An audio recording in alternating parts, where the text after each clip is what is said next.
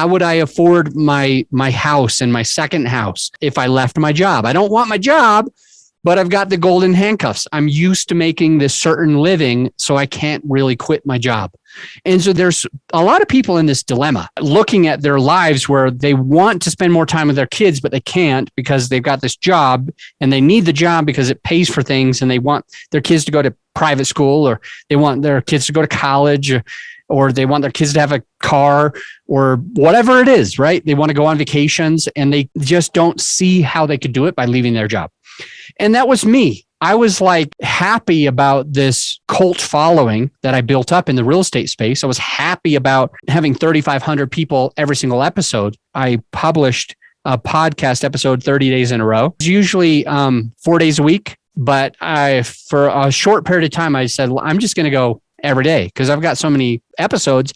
I'm going to publish every single day. And actually, I think it might have been for 2 months in a row. Having a podcast where you've got 3,500 people downloading, thinking that you want to start a new podcast, but it's the unknown. You're like, man, I might have 0 people downloading. So it's scary. It's hard. It's my golden handcuffs. It's like, I'm not sure if the podcast is exactly what I want to do, but I do get really good traction. I am making money with my podcast. So how do I leave it? It's like also if you've got your kids, right?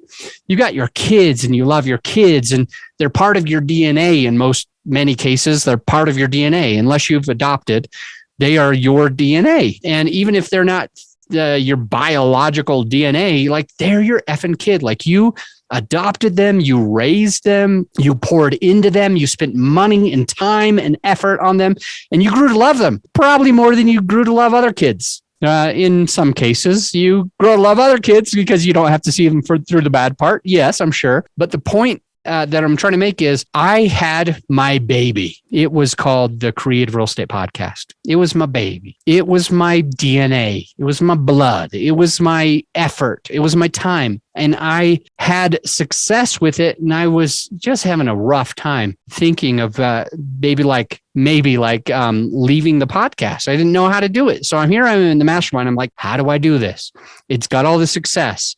But it's not my true direction. It's not where I wanted to go. I wanted to help podcasters because I knew how to help podcasters. It was boring to me to teach people real estate after a while because I have done real estate now for 17, 18 years.